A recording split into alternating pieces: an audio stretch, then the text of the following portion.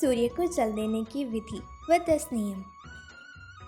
हम सभी यह तो जानते हैं कि सूर्यदेव को जल चढ़ाना चाहिए, लेकिन उसके नियम क्या है यह सभी को नहीं पता होते।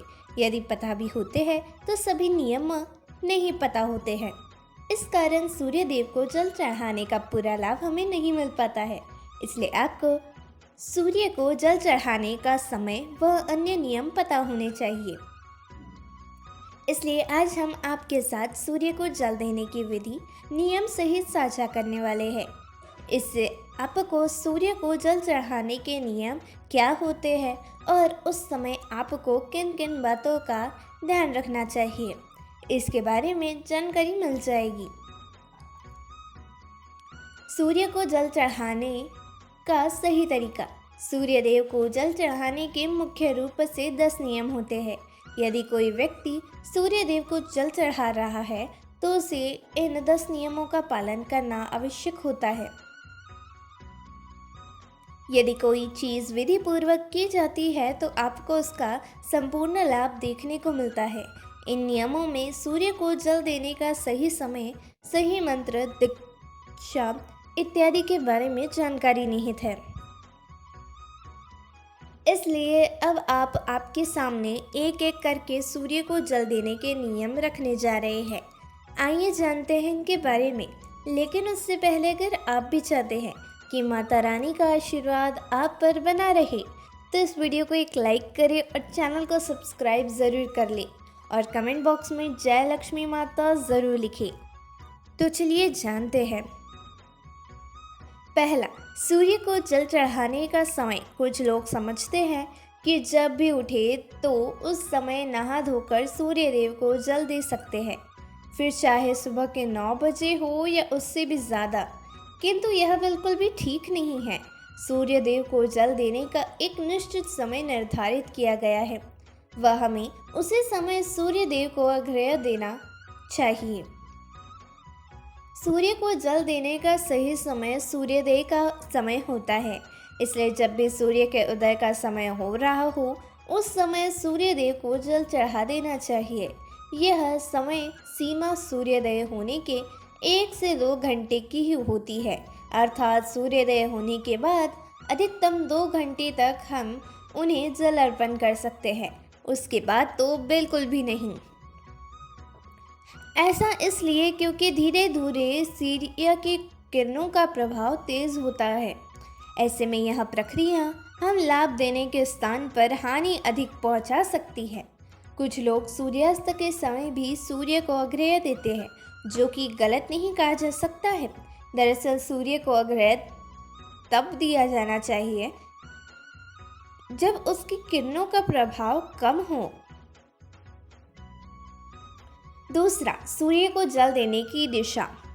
यह आवश्यक नहीं कि सूर्य हमेशा हमें दिखे, अर्थात कभी बादल वही का मौसम हो या धुंध का कोहरा अत्यधिक हो या फिर कोई और कारण हो जिसके कारण हमें सूर्य देव के दर्शन ना हो।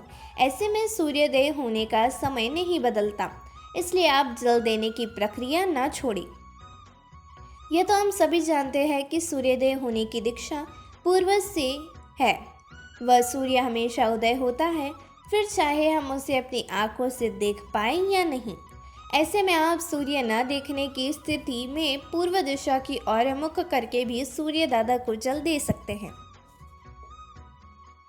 तीसरा, सूर्य को अर्घ्य देने से पहले स्नान। सूर्य को जल देने की विधि के अनुसार इस बात को गांठ बांध ले कि आप बिना स्नान किए सूर्य देव को जल अर्पित न करें, अन्यथा आप इसका आधा अधूरा लाभ ही उठा पाएंगे। नहाने से हमारे शरीर के रोम छिद्र खुल जाते हैं व उनमें से गंदगी बाहर निकल जाती है। सुबह के समय जो सूर्य की किरणें हमारे शरीर पर पड़ती है वे हमारे शरीर के असंख्य रोम छिद्रों की सहायता से अवशोषित होती है। इस कारण यदि आप बिना नहाए सूर्य को जल चढ़ाएंगे तो इससे लाभ से वंचित रह जाएंगे। चौथा, सूर्य को जल किस लोटे में दे। कुछ लोग अपने घर के किसी भी बर्तन में सूर्य देव को जल अर्पित कर देते हैं, लेकिन विधि अनुसार यह सही नहीं होता। सूर्य देव को अर्घ्य हमेशा तांबे के बर्तन में ही दिया जाना चाहिए, तभी हमें इस प्रक्रिया का संपूर्ण लाभ मिल पाएगा। इसलिए आप भी आगे से इस बात का ध्यान रखें। 5वां, सूर्य के जल में क्या डालें। आप तांबे के लोटे में शुद्ध जल के साथ साथ कुछ और चीज़ें भी इसमें डालकर सूर्य भगवान को चढ़ा सकते हैं। इस प्रक्रिया का सर्वाधिक लाभ उठाने के लिए व धार्मिक दृष्टि से भी इस जल में कुमकुम, चावल के कुछ दाने व पुष्प डाल सकते हैं। इससे जल की महत्ता और अधिक बढ़ जाती है। 6वां, सिर के ऊपर रखे दोनों हाथ। सूर्य को जल देने के नियम के अनुसार इस बात का पूरा ध्यान रखें कि आपके दोनों हाथ सिर के ऊपर व सीधे हों। हाथों की दिशा आगे की ओर झुकी होनी चाहिए। 7वां, आंखों का केंद्र बिंदु हो जल की धारा पर। जल चढ़ाते समय आपकी आंखों का केंद्र बिंदु लोटे से निकली जल की धारा पर ही होना चाहिए। कहने का तात्पर्य यह हुआ कि आप लोटे से निकलने वाली जल की धारा को ही देखें और कहीं नहीं। 8वां, सूर्य मंत्र का जाप करें। जब आप सूर्य दादा को जल अर्पित कर रहे हो तो उस समय सूर्य मंत्र का भी जाप अवश्य करें। इस सूर्य मंत्र में सूर्य भगवान के 12 नामों का जाप किया जाता है।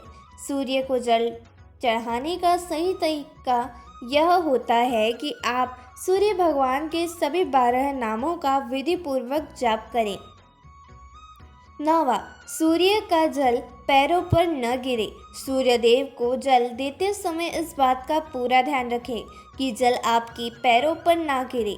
हालांकि जल देते समय कुछ छींटे अवश्य ही पैरों को छू सकते हैं, लेकिन कोशिश करें कि यह भी आपको न छू पाए।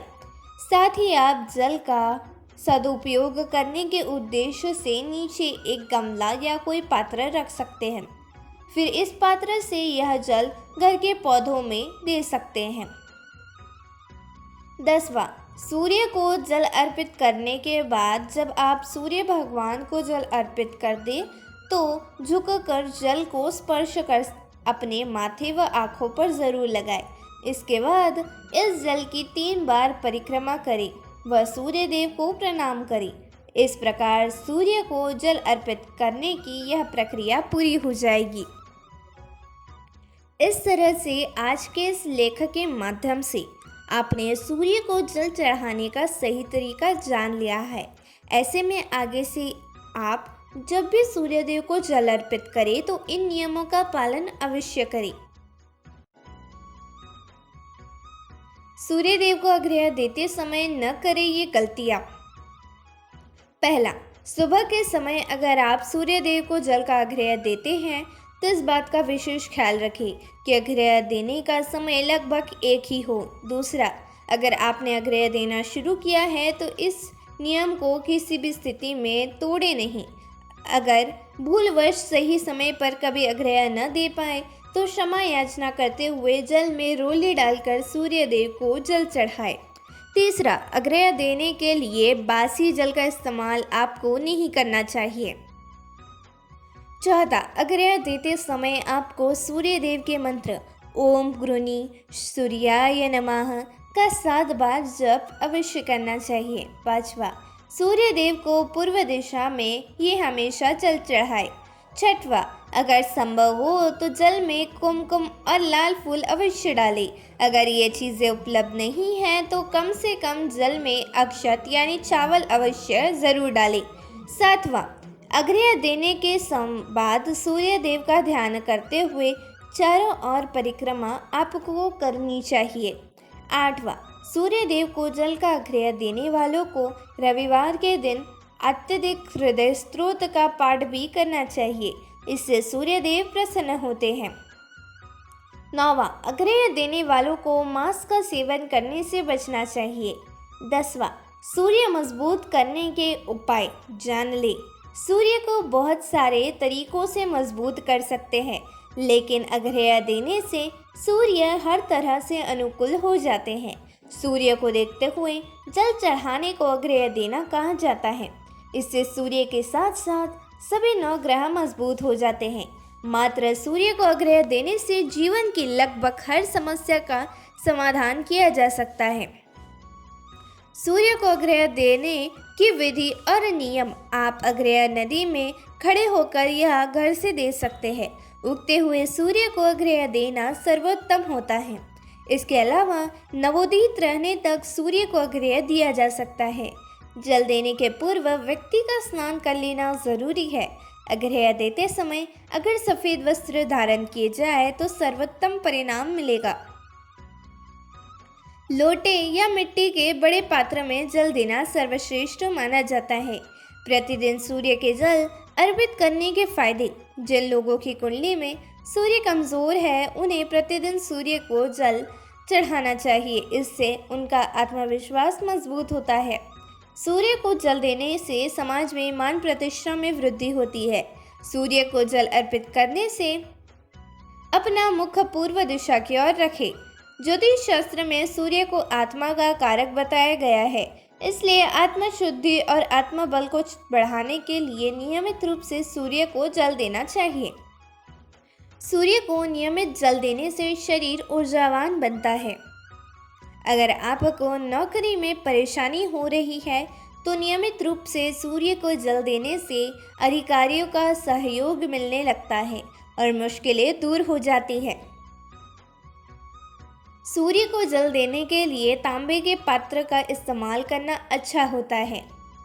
सूर्य को जल चढ़ाने से पहले पानी में 1 चुटकी रोलल और लाल फूलों के साथ जल अर्पित करें। सूर्य देवता को जल अर्पित करते समय 11 बार ओम सूर्याय नमः का जाप करना चाहिए।